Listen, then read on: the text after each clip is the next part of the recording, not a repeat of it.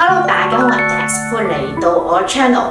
今集我同大家探索日式美學家居嘅魅力咧，係一個非常用心嘅設計，每一個細節都係蘊藏住日式嘅質感啦，同埋溫柔。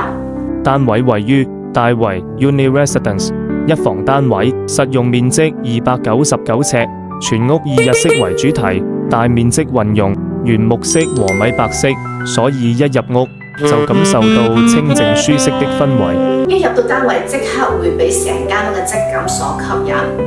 牆身係油咗低飽和嘅米白色啦，櫃係以白色配搭原木色，設計明亮簡潔。客飯廳同開放式廚房連為一體，空間感大，有加強居家嘅互動性。地面鋪咗淺色嘅木紋地板，呼應牆身同埋櫃嘅色調，營造和諧溫暖嘅空間氛圍。睡房嘅風格都係延續咗客飯廳嘅日式設計啦。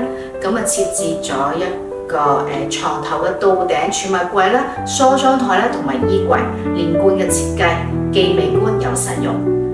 最值得提一提嘅係，成間屋都融入咗日式收納嘅理念，無論係客飯廳嘅收納櫃，仲係睡房嘅儲物櫃，都做到整潔有序，冇浪費任何一寸空間。